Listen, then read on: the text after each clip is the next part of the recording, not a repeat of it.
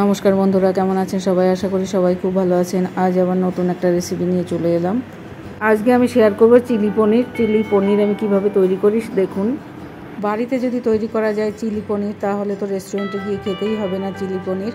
দেখুন আমি কিভাবে চিলি পনিরটা তৈরি করছি। চিলি পনির তৈরি করার জন্য আমি 300 গ্রাম মতো পনির নিয়েছি আর এভাবেই পিস করে কেটে নিয়েছি।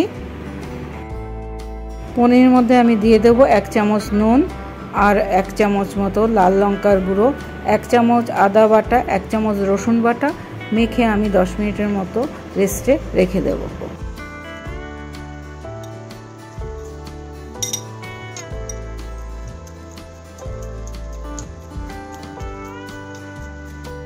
অন্যদিকে আমি একটা ব্যাটার তৈরি করে নেব। আমি ব্যাটার তৈরি করার জন্য 4 চামচ কর্নফ্লাওয়ার আর 1 চামচ নুন আর 2 চামচ মতো লাল লঙ্কার গুঁড়ো আর দেবো 1/2 চামচ চিনি, 2 চামচ গোলমরিচের গুঁড়ো। অল্প অল্প জল দিয়ে একটা ব্যাটার তৈরি করে নেব। খুব বেশি জল দিয়ে একবারে ব্যাটার তৈরি করতে যাবে না, তাহলে পাতলা হয়ে যেতে পারে, ঘনত্বটা তাহলে ঠিক থাকবে না। অল্প অল্প জল দিয়ে আমি ব্যাটারটা তৈরি করে নেব। দেখুন আমি কিভাবে ব্যাটারটা তৈরি করছি।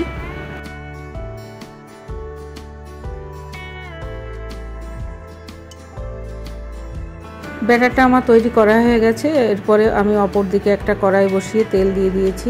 তেলটা একটু উষ্ণ গরম হয়ে গেলে ব্যাটারের মধ্যে পনিরটা চুবিয়ে আমি ভেজে নেব। অল্প অল্প পনির দিয়ে আমি ভেজে নেব। অনেক পনির দিলে তাহলে লেগে যেতে পারে, সেজন্য অল্প অল্প পনির দিয়ে ভেজে নিতে হবে।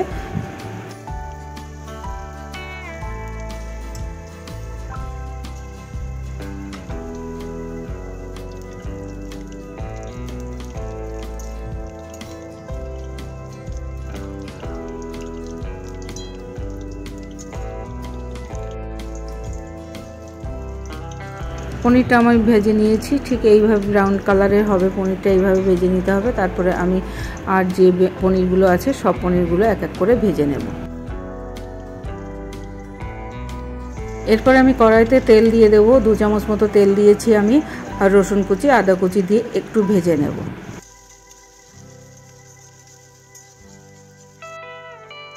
এরপর আমি যে পেঁয়াজগুলো ডুমো ডুমো করে কেটে রেখেছিলাম সেই পেঁয়াজগুলো দিয়ে দেবো, ক্যাপসিকামগুলো দিয়ে দেবো। পেঁয়াজ আর ক্যাপসিকামগুলো আমি 10 মিনিট মতো একটু ফ্রাই করে নেব।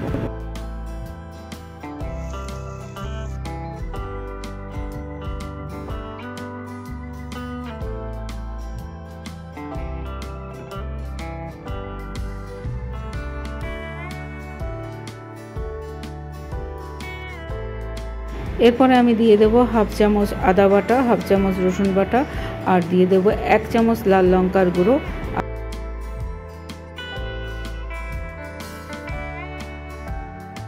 আর দিয়ে দেবো 4 চামচ টমেটো সস, 2 চামচ সয়া সস। এরপরে আমি 5 মিনিট রান্না করে নেব।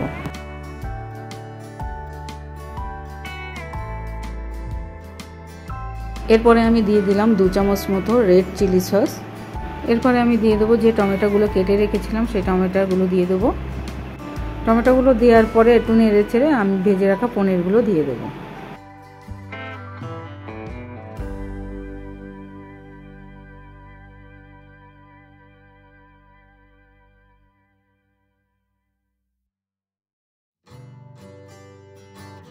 সামান্য একটু গোলমরিচের গুঁড়ো দিয়ে দেবো। এরপরে আমি 6-7টা কাঁচা লঙ্কা কেটে রেখেছিলাম সেই কাঁচা লঙ্কাগুলো দিয়ে দেবো। এরপর আমি 1/2 চামচ চিনি দিয়ে দিলাম আর 1/2 চামচ মতো নুন দিয়ে দেবো। নুনের পরিমাণটা আমি কম দিয়েছি, সসের মধ্যে নুন থাকে। আগে থেকে আমি পনিরের মধ্যেও একটু নুন দিয়ে মেখেছিলাম আর ব্যাটারের মধ্যেও একটু নুন দিয়ে মেখেছিলাম, তাই নুনের পরিমাণটা আমি একটু কম দিয়েছি। যে বাটিতে আমি ব্যাটার তৈরি করেছিলাম ওই বাটিতে 1 চামচ কর্নফ্লাওয়ার দিয়ে আমি জলে গুলে নিয়েছি।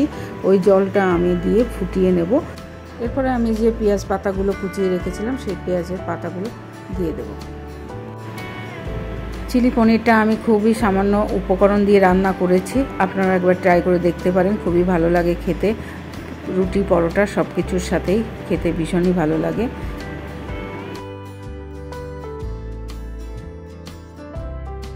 চিলি পনির আমার রান্না হয়ে গেছে। যদি এই রেসিপিটা আপনাদের কাছে ভালো লেগে থাকে তাহলে সাবস্ক্রাইব করার আর লাইক করা, কমেন্ট করার অনুরোধ রইল। ভালো থাকবেন, সুস্থ থাকবেন। ধন্যবাদ।